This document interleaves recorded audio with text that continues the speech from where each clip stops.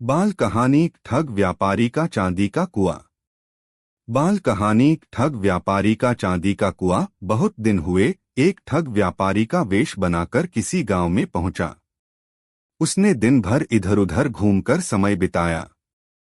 रात होने पर वह एक किसान के घर पहुंचा।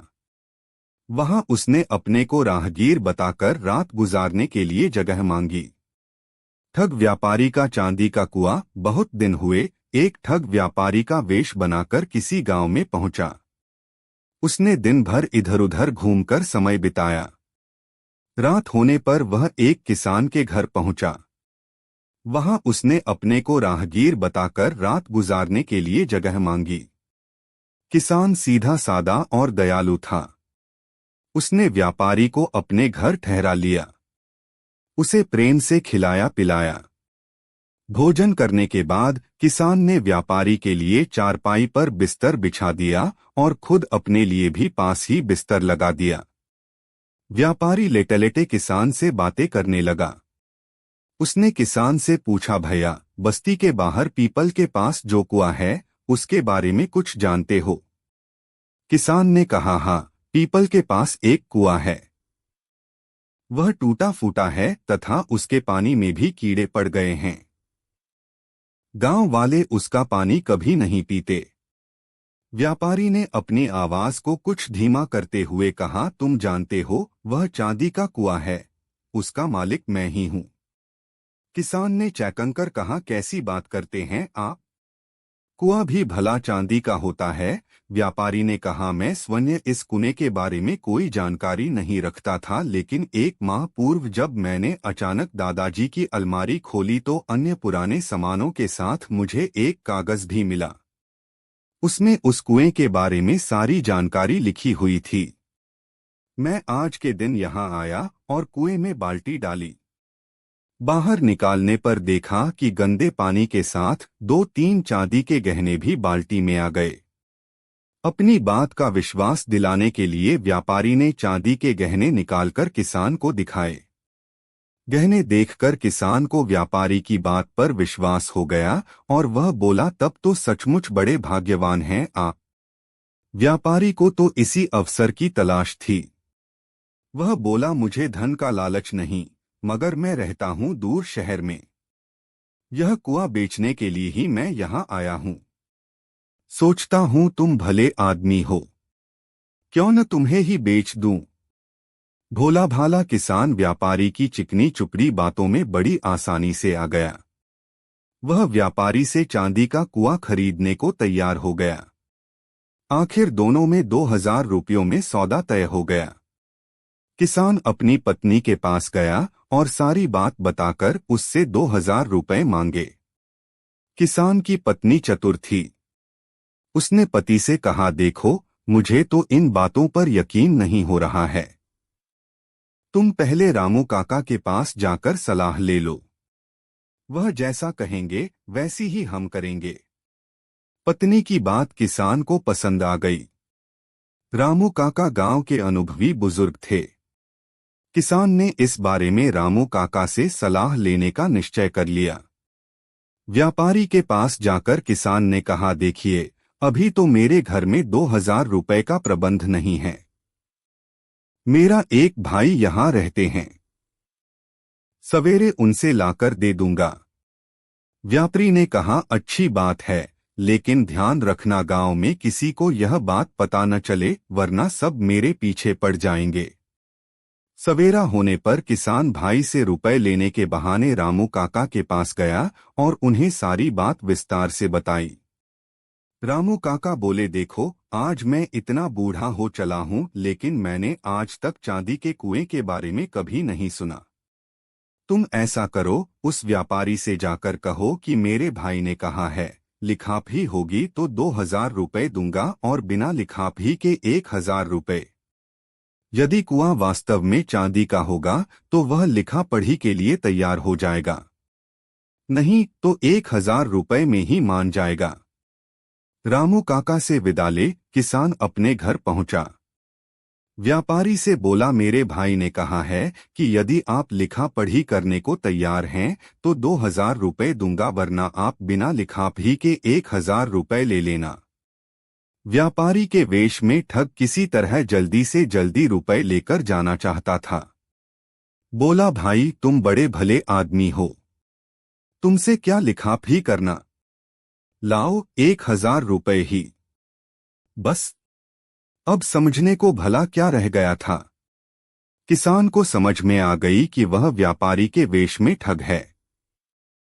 रुपए लेने के लिए अंदर जाने के बहाने वह पड़ोस से 4-5 आदमियों को बुला लाया। उन्होंने उस ठग की जमकर पिटाई की। पिटाई हुई तो उसने असली बात बता दी। गांव वालों ने उसे पकड़कर पुलिस के हवाले कर दिया। लालची मिठाई वाला। एक समय पहले की बात है, दिनपुर गांव में सोहन नाम का एक मिठाई वाला था। वो गांव की खूबसूरत ही प्रसिद्ध थाई सोहन की मिठाई की दुकान थी। लगभग पूरे गांव में उसकी दुकान की मिठाई ही थी। सोनी और उनकी पत्नी ने शुद्ध देसी घी की मिठाई बनाई थी, इसलिए सभी को पसंद थी। विक्रय के कारण उसकी दुकान भी अच्छी चल रही थी, जिससे विक्रय में काफी उन्नति हो रही थी। पर न जाने क्यों इतना सब होने पर भी अपनी कमाई से खुशी और स्थिरता नहीं थी। वो और मुनाफा चाहते थे और अपनी कमाई में बढ़ोतरी के लिए उन्होंने एक तरकीब भी निकाली। वो शहर से एक चुंबक का टुकड़ा ले आया, जो उसने अपने पैमाने पर लगाया दिया, जिससे वो घपला घोटाला कर सके और मुनाफा कमा सके। इसके बाद एक ग्राहक आया और वह 1 किलो जलेबी में रहने लगा। सोहन ने चुंबक को रख जलेबी तोल दी और अधिक मुनाफा कर लिया। वो बिल्कुल सही हुआ। उसने अपनी पत्नी को सबसे ज्यादा मुना के बारे में बताया तो उसकी पत्नी ने सोहन से इस कारण पूछा। सोहन ने चुंबक वाली बात बता दी, लेकिन उनकी पत्नी ने कहा कि ये सही नहीं है और वैलेंट के साथ धोखा है।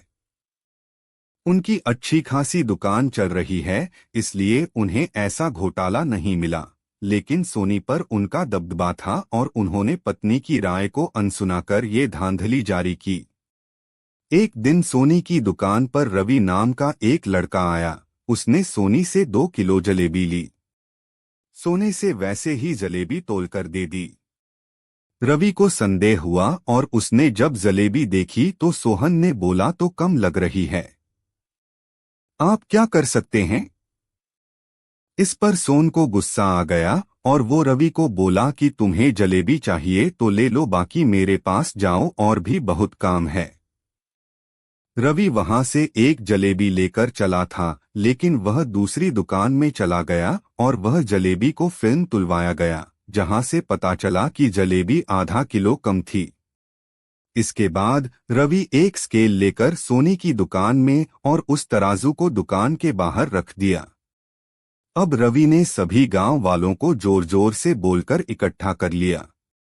सोहन को होने लगी और उसने रवि को छोड़ दिया कि वो आखिरकार ये तमाशा क्यों कर रही है।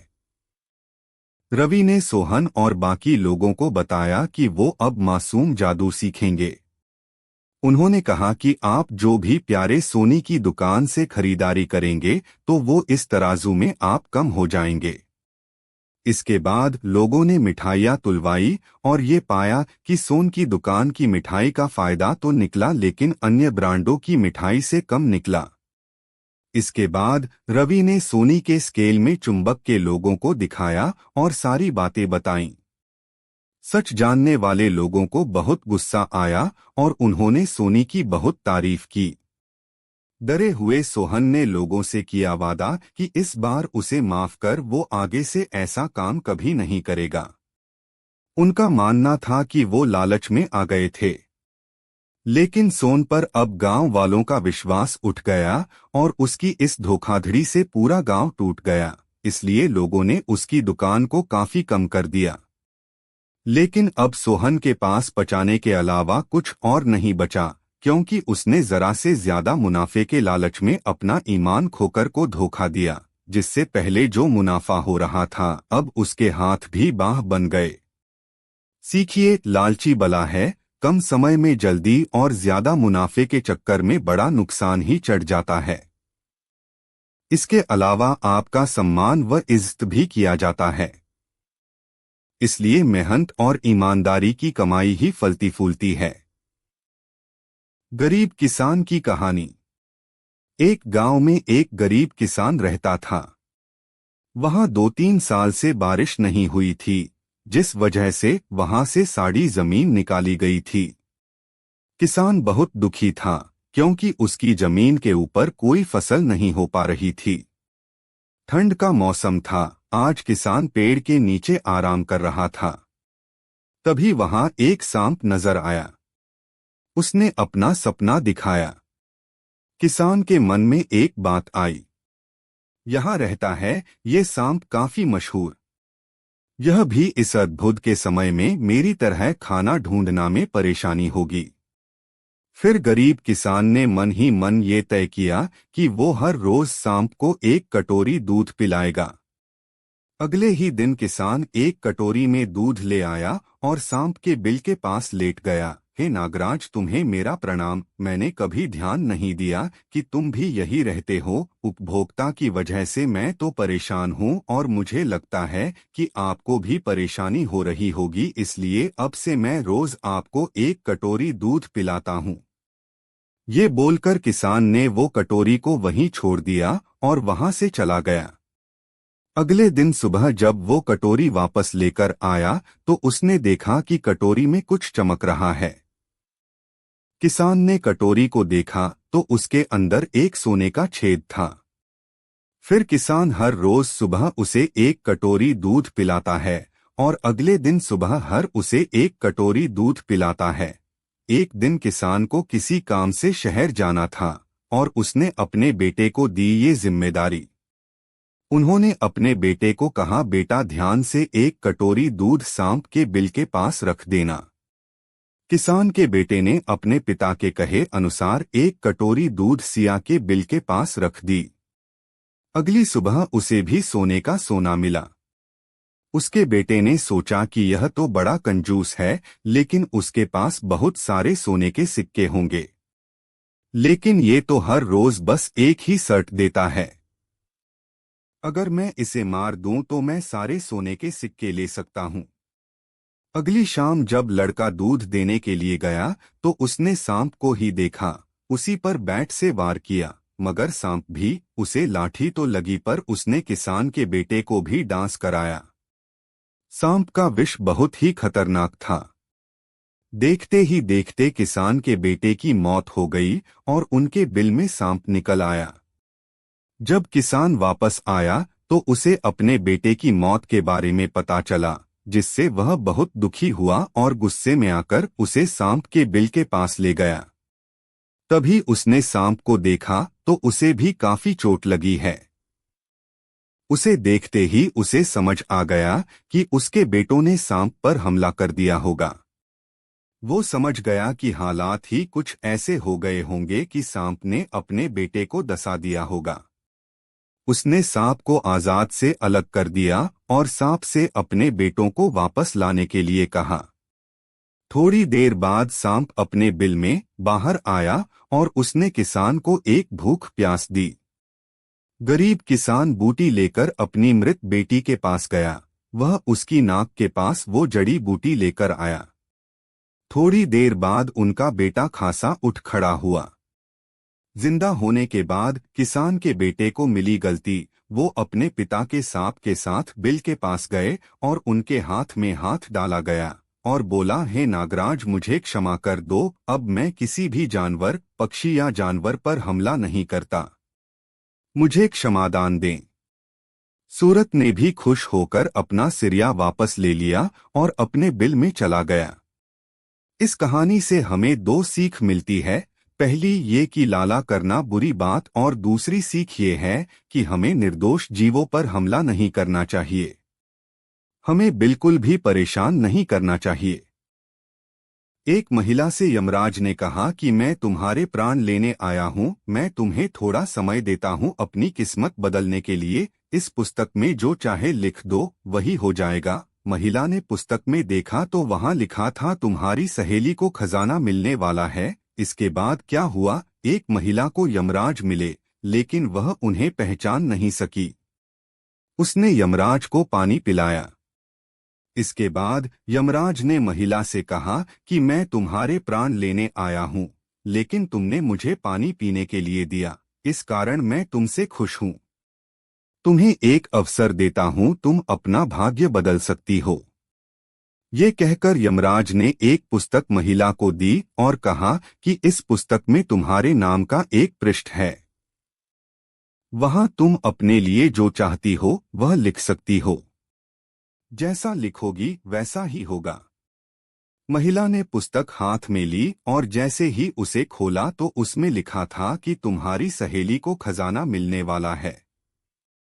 महिला ने वहां लिख दिया कि उसे खजाना न मिले।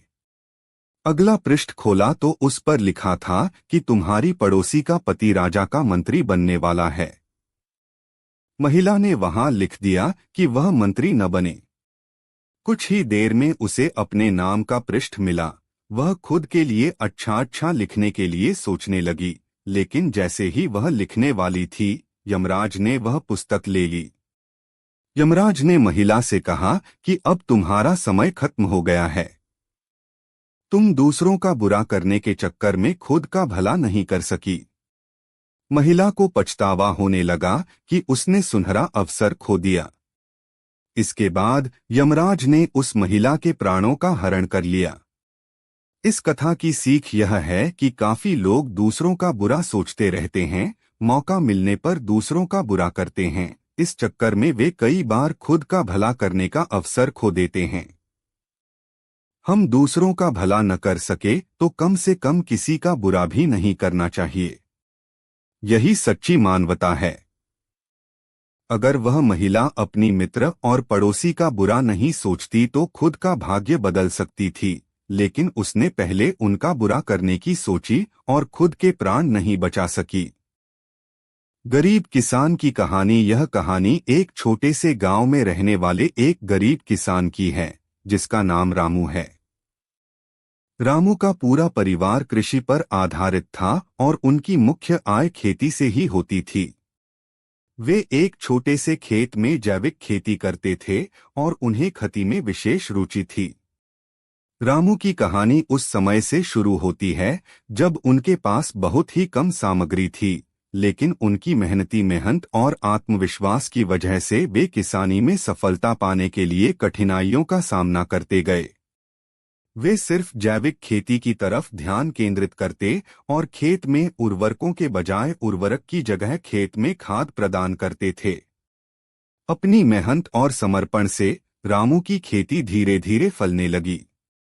उनकी पैदावार बढ़ती गई और उनकी मुनाफा कमाने की क्षमता में भी वृद्धि हुई।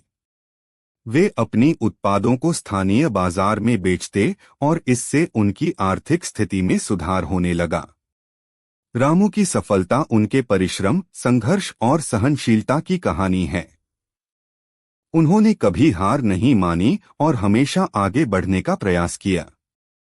उनकी कहानी गांव के लोगों के लिए प्रेरणा स्रोत बनी और उन्होंने दिखाया कि छोटे सपनों को हकीकत में बदलने का सबसे महत्वपूर्ण कदम है। इस कहानी से हमें यह सीखने को मिलता है कि सफलता पाने के लिए धैर्य और परिश्रम अत्यंत महत्वपूर्ण होते हैं, चाहे आप किसी भी क्षेत्र में हों। रामू की तरह हमें भी अपने लक्ष्यों के प्रति पक्षपात नहीं करना चाहिए और निरंतर प्रयास करते रहना चाहिए, चाहे समस्याएं कितनी भी कठिन क्यों ना हों। गलत सजा देने पर यमराज को मिला शाप। धरती पर इस रूप में लिया जन्म यमराज को मृत्यु के देवता कहा जाता है। धार्मिक मान्यता है कि मनुष्य के प्राण निकलने के बाद यमदेव ही हैं जो मृत्यु के बाद उनके कर्मों का दंड देते हैं।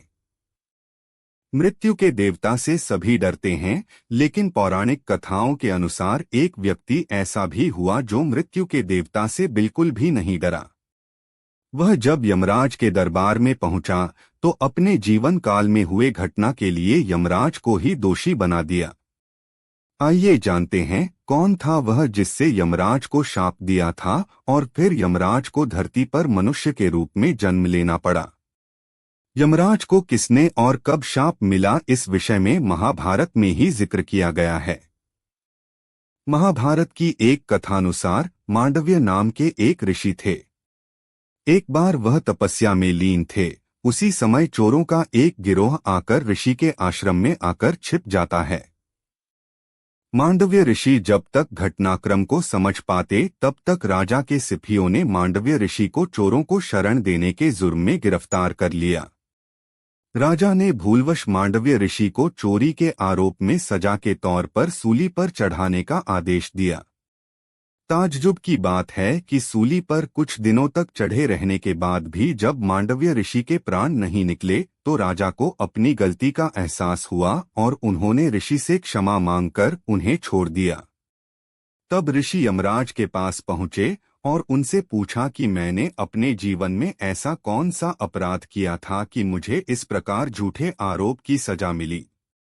यमराज ने बताया कि जब आप 12 वर्ष के थे तब आपने एक फतिंगे की पूंछ में सींग चुभाई थी, उसी के फलस्वरूप आपको यह कष्ट सहना पड़ा। मांडव्य ऋषि का यमराज को श्राप। तब ऋषि मांडव्य ने यमराज से कहा कि 12 वर्ष की उम्र में किसी को भी धर्म का ज्ञान नहीं होता। तुमने छोटे अपराध का बड़ा दंड दिया है, इसलिए मैं तुम्हें शाप देता हूं कि तुम्हें शूद्र योनि में एक दासी पुत्र के रूप में जन्म लेना पड़ेगा। मूर्ख साधु और ठग। पंचतंत्र की कहानी। एक बार की बात है, किसी गांव के मंदिर में देव शर्मा नाम का एक प्रतिष्ठित साधु रहता था। गांव में सभी लोग उनका सम्मान करते थे। उसे अपने भक्तों से दान में तरह तरह के वस्त्र, उपहार, खाद्य सामग्री और पैसे मिलते थे। उन वस्त्रों को बेचकर साधु ने काफी धन जमा कर लिया था। साधु कभी किसी पर विश्वास नहीं करता था और हमेशा अपने धन की सुरक्षा के लिए चिंतित रहता था। वह अपने धन को एक पोटली में रखता था और उसे हमेशा अपने साथ लेकर ही चलता था। उसी गांव में एक ठग रहता था। बहुत दिनों से उसकी नजर साधु के धन पर थी। ठग हमेशा साधु का पीछा किया करता था, लेकिन साधु उस गठरी को कभी अपने से अलग नहीं होने देता। आखिरकार उस ठग ने एक छात्र का वेश धारण किया और उस साधु के पास गया। उसने साधु से मिन्नत की कि वह उसे अपना शिष्य बना ले, क्योंकि वह ज्ञान प्राप्त करना चाहता था। साधु तैयार हो गया और इस तरह से वह ठग साधु के साथ ही मंदिर में रहने लगा। ठग मंदिर की साफ सफाई से लेकर अन्य सभी कार्य भी करता था और ठग ने साधु की खूब सेवा की और जल्दी ही उसका विश्वासपात्र बन गया। एक दिन साधु को पास के गांव में एक अनुष्ठान के लिए आमंत्रित किया गया। साधु ने वह आमंत्रण स्वीकार किया और निश्चित दिन साधु अपने शिष्य के साथ अनुष्ठान में भाग लेने के लिए निकल पड़ा। रास्ते में एक नदी पड़ी और साधु ने स्नान करने की इच्छा व्यक्त की। उसने पैसों की गठरी को एक कंबल के भीतर रखा और उसे नदी के किनारे रख दिया। उसने ठग से सामान की रखवाली करने को कहा और खुद नहाने चला गया। ठग को तो कब से इसी पल का इंतजार था। जैसे ही साधु नदी में डुबकी लगाने गया, वह रुपयों की गठरी लेकर चंपत हो गया। शिक्षा: किसी अजनबी की चिकनी चुपड़ी बातों में आकर ही उस पर विश्वास नहीं कर लेना चाहिए। टीआर गुलाम को मार डाल। संध्या का समय था। अकबर अपने बाग में दरबारियों के साथ राजकीय विषयों पर विचार कर रहा था। इतने में तानसेन ने अपनी सारंगी मिलानी शुरू की। सबका ध्यान तानसेन के वाद्य की तरफ आकृष्ट हो गया। दरबार का शेष कार्य स्थगित कर दिया गया। तानसेन ने एक मनहरन तान सारंगी पर छेड़ी। चारों तरफ से वाह वाह की ध्वनि आने लगी। बादशाह आनंदमग्न तकिए के सहारे लेटा हुआ सुन रहा था। चारों तरफ आनंद छा रहा था। इसी समय शहर का कोतवाल 2 आदमियों को लिए हुए आया। उन आदमियों के कपड़े खून से लथपथ हो रहे थे। कोतवाल के अचानक आ पहुंचने से बड़ा रंग में भंग हो गया। बादशाह झल्ला गया और झिड़ककर कोतवाल 21 अकबर बीरबल विनोद से बोला, क्या तुमको इतनी भी तमीज न हुई कि यह समय दरबार का नहीं है? ऐसे मनबहलाव के समय बंदियों का लाना कहाँ तक उचित था। ये कैदी रात भर हवालात में रखे जा सकते थे। कलह दरबार लगने पर इनके मामले पर विचार किया जा सकता था। फिर इतनी आतुरता दिखलाने का क्या कारण है? बादशाह की नाराजगी से कोतवाल सहम गया, परंतु बिना असलियत बतलाए भी काम नहीं चलते देखा। कुछ सोच समझकर उसने कहा, गरीब परवर, इसमें संदेह नहीं कि मैं इनको सुबह लेकर हाजिर हो सकता था, परंतु इनका मामला बड़ा बेढंगा है, जिस कारण मुझको विवश होकर इसी समय आना पड़ा। उससे ऐसा सुनकर बादशाह कुछ शांत होकर बोला, अच्छी बात है, इनका अभियोग सुनाओ। कोतवाल ने कहा, आज जब मैं नगर में गश्त लगाते हुए व्यापारियों की मंडी में पहुंचा तो क्या देखता हूं कि एक जगह बहुतेरे आदमियों की भीड़ लगी हुई है। जब वहां गया तो इस अपरिचित मनुष्य को इस नगर व्यापारी से मार पीट करते देखा। यह अपरिचित मनुष्य नगर व्यापारी को झिड़क रहा था कि अरे दुष्ट, आज से 5-7 वर्ष पहले तू मेरा दास था और वहां से छिपकर भाग आया है। बड़े परिश्रम के बाद आज तुझे पकड़ लिया है, अब मेरे रुपए अदा कर। इसको झिड़कते देख नगर व्यापारी बोला, नालायक, दास तो मेरा तू है, तुझे मैं आज कितने ही वर्षों से ढूंढ रहा था, भाग्यवश इस समय हाथ बाईस लगा है। इनकी आपस की ऐसी लड़ाई देखकर मैं इन्हें गिरफ्तार कर सरकार में लाया है। अब आपकी जैसी मर्जी हो, इनका निपटारा कीजिए। बादशाह ने उनसे साक्षी मांगी। नगर सौदागर ने कहा, गरीब परवर, आज 5 वर्ष का अरसा हुआ कि मैं अपना शहर ईरान छोड़कर दिल्ली आ बसा हूँ और यह हमारा नौकर इससे 2 वर्ष पहले ही मुझको छोड़कर भाग गया था। आज जब मैं बाजार में खरीद फरोख्त कर रहा था तो यह भी अचानक वहीं आ पहुंचा और मेरा हाथ पकड़कर बोला, तू मेरा गुलाम है, तू मेरा गुलाम है। मेरे व्यापारी होने का सारा शहर साक्षी है। जब पहला व्यापारी अपना बयान दे चुका तो दूसरा विदेशी व्यापारी बोला, पृथ्वीनाथ, यह झूठ बोलता है, क्योंकि ईरान का व्यापारी मैं हूं। इस शहर में मैं बिल्कुल नया नया आया है, इस कारण यहाँ का एक भी नागरिक मुझे नहीं पहचानता। यह जो इस नगर में शेरली के नाम से विख्यात हो रहा है सो इसका फर्जी नाम है। यह नसीबा नागी मेरा गुलाम है। 7 वर्ष का जमाना गुजरा जब मैं इसे दुकान पर छोड़ बाहर व्यापार के लिए गया था। मौका देख यह मेरी बहुत बड़ी रकम चुराकर भाग आया है। तभी से मैं इसकी खोज में दर-दर ढूंढता फिरता हूँ। आज 7 वर्षों के बाद यहाँ मिला है। इनका अभियोग दरबार के सभी लोग बड़े गौर से सुन रहे थे। मामला भी बड़ा पेचीदा जान पड़ता था। दोनों ही सौदागर के लिबास में थे और दोनों की मुखाकृति भी अमीरों की सी थी। जब यह मामला चल रहा था इसी बीच एक सरदार साहब भी आ पहुंचे और नगर व्यापारी शेरली को कैदी की सूरत में देखकर बोले, शेरली, यह तुम्हारी क्या हालत है? तुम कैदी की सूरत में क्यों दिखाई पड़ रहे हो? शेरली को इस सरदार के आने से बड़ी तसल्ली हुई और बोला, सरदार साहब, आप भी जानते हैं कि मैं कितने वर्षों से इस नगर में व्यापार कर रहा हूं और यहाँ का बच्चा बच्चा मुझे पहचानता है। समय के फेर से व दैव की अकृपा से आज मैं अपने ही दास द्वारा अभिशापित किया जा रहा हूँ। सरदार बादशाह को चिताकर बोला, गरीब परवर, यह शेरली आजकल का व्यापारी नहीं है, बल्कि लड़ाई के समय में इसने कई बार सरकार को रुपए की मदद देकर राजभक्ति प्रकट की है।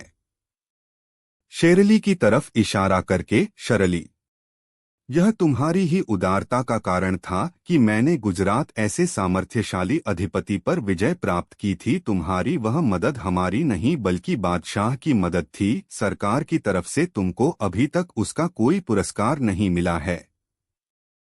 सरदार की इस सारगर्भित साक्षी से बादशाह खुश हो गया और बोला, शेरली को उस उपकार का बदला चुकाया जाएगा। बादशाह ने ईरान के सौदागर की तरफ इशारा करके कहा, क्यों भाई, तुमको भी किसी की साक्षी दिलानी है? यदि 24 है तो उसे सामने लाओ। सरदार की साक्षी से तो नगर व्यापारी का शेरली होना साबित होता है। ईरान का व्यापारी बोला, गरीब परवर, मैं इस स्थान में पहले आया हूँ। यहाँ की भाषा तक नहीं समझता और न यहाँ पर मेरा कोई परिचित ही है। अभी मेरा सामान भी बाहर ही पड़ा हुआ है, उसको यहाँ लाने में अभी कई दिन व्यतीत हो जाएंगे, फिर मैं किसकी साक्षी दूं? हाँ, इतना जरूर है कि मैं दूर देशों से सुनता आ रहा हूँ कि आपके दरबार में बड़ा सच्चा न्याय होता है, इसलिए कृपया हमारा उचित न्याय करा दीजिए। दोनों फरीकैनों की बातें सुनकर एक सभासद ने बादशाह से अर्ज किया, पृथ्वीनाथ, यह मामला बड़ा ही बेढंगा दीख पड़ता है। इसका फैसला कवि गंग से कराया जाए। वे ऐसे मामलातों को महज खिलवाड़ मात्र समझा करते हैं। बेचारा कवि गंग बड़ा घबराया और झट बोल उठा, हजूर, बीरबल के रहते इसका न्याय करने की दूसरे की आवश्यकता नहीं है, अतएव इसका न्याय बीरबल से ही कराया जाए। वे इससे कभी इनकार नहीं कर सकते। बादशाह तो पहले ही से समझ रहा था। उसने बीरबल को आज्ञा दी, इस मामले को अच्छी तरह जांचकर न्याय करो। बीरबल ने भी सहर्ष स्वीकार किया। बीरबल की कार्रवाई शुरू हुई। वह दोनों व्यापारियों को पास बुलाकर उनसे बहुत प्रकार की पूछताछ की, परंतु फिर भी कुछ मतलब की बात हासिल न हुई। तब उसने एक नई सूझ निकाली। बीरबल उन दोनों सौदागरों को एक जगह खड़ा कराकर एक जल्लाद को नंगी तलवार लिए हुए बुलवाया। जब वह आकर हाजिर हुआ तो बीरबल उससे बोला, क्या देखता है, गुलाम को अभी मार डाल। बीरबल के मुख से इतना शब्द निकलते ही जल्लाद तलवार लेकर झपटा। उसका झपटना था कि नगर व्यापारी यानी नकली शेरली अलग हट गया। बीरबल उसकी ऐसी हरकत देखकर तुरंत ताड़ गया कि असल में यही गुलाम है। उसने उसकी कलाई पकड़ ली। नकली शेरली ने भी अपना गुलाम होना स्वीकार कर लिया और वह तुरंत कैद कर लिया गया। अनंतर दरबारियों के पूछने पर उसने कहा, असल में मैं ही अपने इस ईरानी मालिक असली शेरली का गुलाम था। मेरी आदत धीरे धीरे बिगड़ने लगी। मैं हमेशा इसे हटाने को ताक में था। जब मेरा मालिक मुझे दुकान पर अकेला छोड़कर बाहर चला गया तो मेरी नीयत बिगड़ी और उसका बहुत सा माल लेकर वहां से भाग निकला। घूमते फिरते यहाँ पहुंचा और उस चोरी के रुपयों से व्यापार करने लगा। चूंकि इस काम को मैंने अपने मालिक के यहाँ ही सीख लिया था, इस कारण व्यापार चलाने में मुझे कोई दिक्कत न पड़ी और मेरा काम धड़ल्ले से चलने लगा। अब मैं असली शेरली के नाम से विख्यात हो गया हूँ। इतने दिनों के परिश्रम से जो मैंने भारतवर्ष में अपना नाम प्रख्यात किया था, सो आज देव के प्रकोप से मिट्टी में मिल गया। अब मुझसे गुलामी करते नहीं 26 बनेगी, अतएव कृपा कर मुझे प्राण दंड की आज्ञा दीजिए। बादशाह ने शेरली से पूछा, शेरली, अब तुम इस आदमी को क्या करना चाहते हो? शेरली बोला, गरीब परवर, अब मुझे इसकी कोई जरूरत नहीं है। मेरी बात रह गई, अब आपके जी में जो आवे सो कीजिए। शेर अली के ऐसे संतोषप्रद वाक्यों से बादशाह को बड़ी प्रसन्नता हुई, परंतु उसने अपना राज किसी पर जाहिर न किया। बेचारा अपराधी नसीबा जीवन की आशा त्याग कर एक तरफ खड़ा था। बादशाह उसकी तरफ लक्ष्य कर बोला, नसोबा, तुम्हारा अपराध प्राणदंड पाने के योग्य है, परंतु तूने मेरे साथ उपकार किया है और मैंने अभी तक तुझे उसका कुछ बदला नहीं चुकाया है। अतएव तुझे जीवन दान देता हूँ और पुरस्कार में तुझे दरबार का एक काम सौंपता हूँ। अब तुम उसी काम के सहारे से अपना जीवन निर्वाह करो। नसीबा खुशी के मारे फूला न समाया और बड़ी प्रसन्नता से उस पद को स्वीकार किया।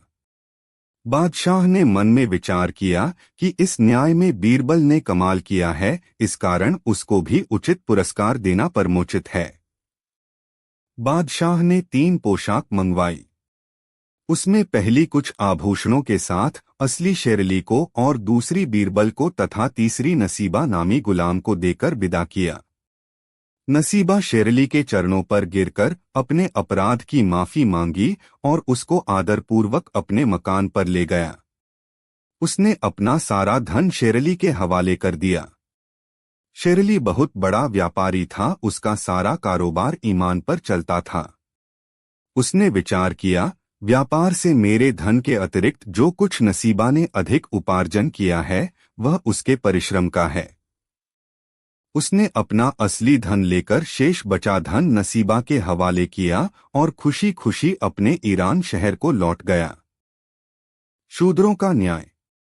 बहुत समय पहले बीरबल ने बादशाह से प्रार्थना करके यह वचन ले लिया था कि जब कभी मुझसे कोई अपराध हो जाए तो उसका न्याय वही पंच करें जिनको मैं स्वयं चुनूं। बादशाह ने बीरबल की यह प्रार्थना स्वीकार करते हुए उन्हें इसका वचन दे दिया था।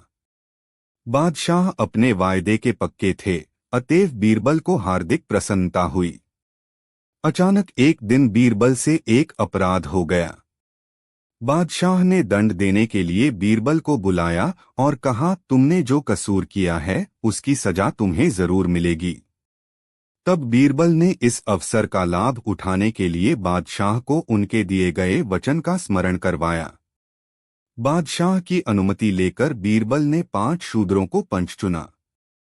बादशाह को आश्चर्य हुआ, ये शूद्र क्या न्याय करेंगे?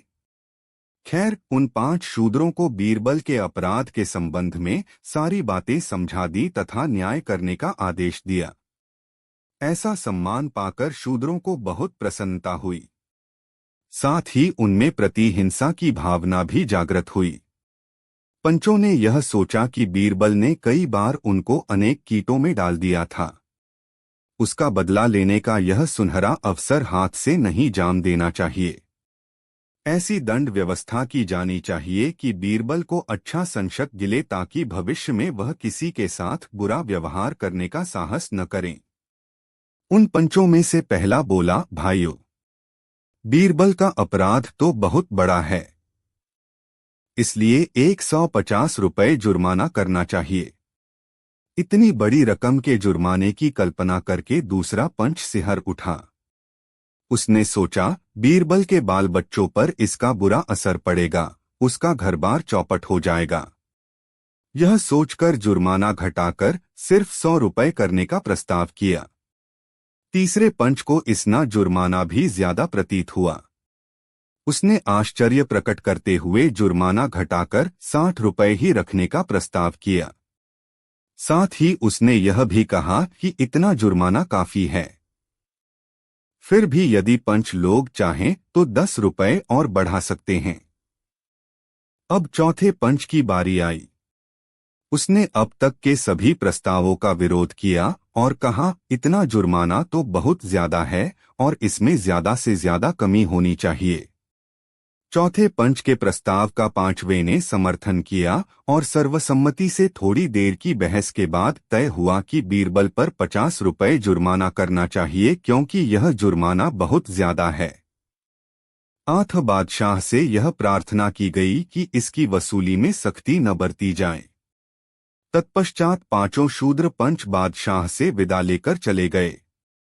बादशाह समझ गए कि बहुत सोच समझकर व होशियारी से बीरबल ने शूद्रों को अपना पंच चुना था।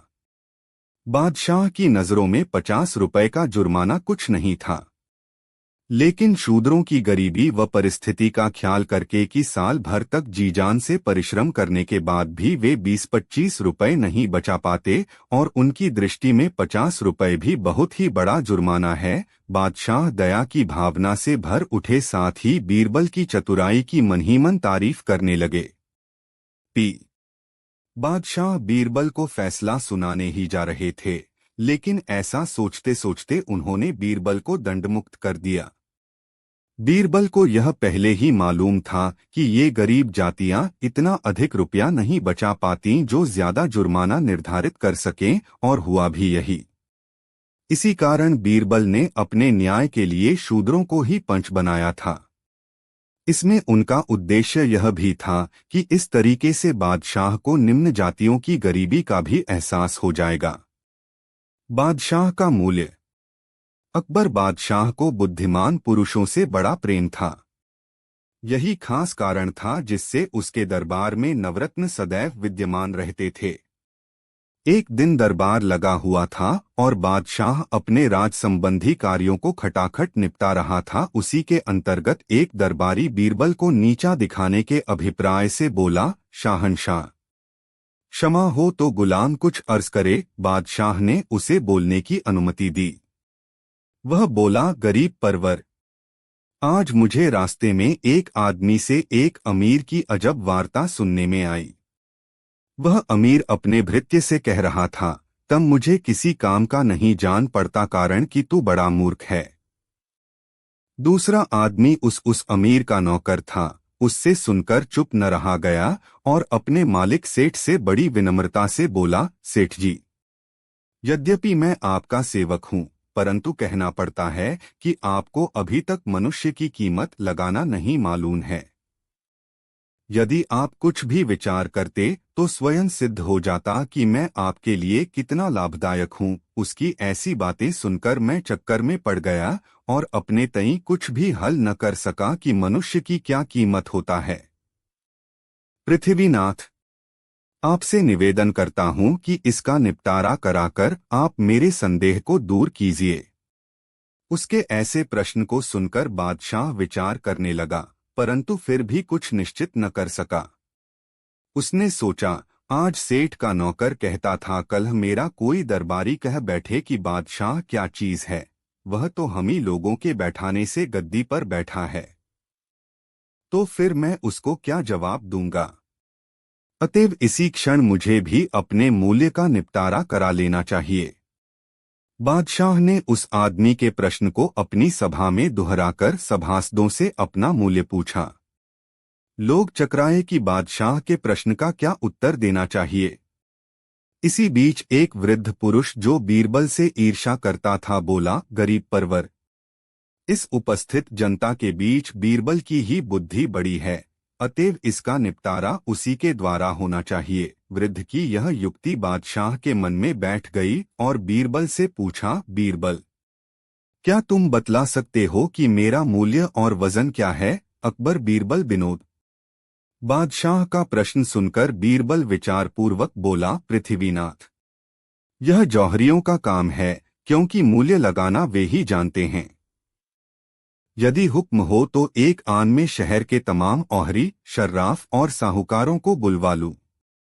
वृद्ध की मंशा बीरबल को फांसने को थी, परंतु बीरबल ने अपनी बुद्धिबल से उसी को फंसा दिया, क्योंकि वह भी जौहरी ही था। बादशाह के हुक्म से नगर के सब जौहरी, सर्राफ और साहूकार बुलवाए गए। वे सब इस आकस्मिक बुलावे से बहुत घबराए हुए थे। बीरबल बोलानगर जौहरियों, सर्राफ तथा साहूकारों, आप लोगों को इसलिए बुलाया गया है कि आप लोग मिलकर बादशाह का वजन और मूल्य निश्चित करें। यह सुनकर वे जौहरी अवाक हो गए। किसी की समझ में न आया कि बादशाह का मूल्य और वजन कैसे निश्चित किया जावे। अंत में उनका सरदार गिड़गिड़ाता हुआ बोला, गरीब परवर, इस समय हम लोग सरकारी सूचना पाकर तुरंत भागे चले आ रहे हैं, जिस कारण हमारा हृदय भय विह्वल हो रहा है। हमको कुछ देर की मोहलत मिले तो एक जगह अलग बैठकर आपस में विचार कर उत्तर दें। बादशाह ने उस सरदार की बात स्वीकार कर ली और उनकी मदद के लिए बीरबल को भी उनके साथ कर दिया।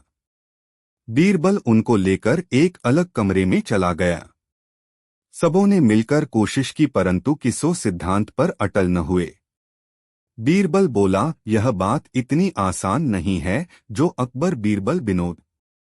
15वें दिन प्रातःकाल सब जौहरी बीरबल के मकान पर उपस्थित हुए और अशरफी का तोड़ा लिए हुए बीरबल भी उनके साथ हो लिया। उधर बादशाह भी 15वें दिन की प्रतीक्षा कर रहा था। वह शहर के बाहर बाग में एक बड़ा तंबू खड़ा करवाया। उसमें इतनी कुशादह जमीन रखी गई थी कि जिसमें सर्वसाधारण से लेकर बड़े बड़े सेठ साहूकार तक के बैठने के लिए अलग अलग स्थान मिले। 15वें दिन उसी बाग में ठीक समय पर दरबार लगा और तमाम लोग जमा होकर किते से बैठ गए। तंबू के मध्य में बादशाह का सिंहासन था।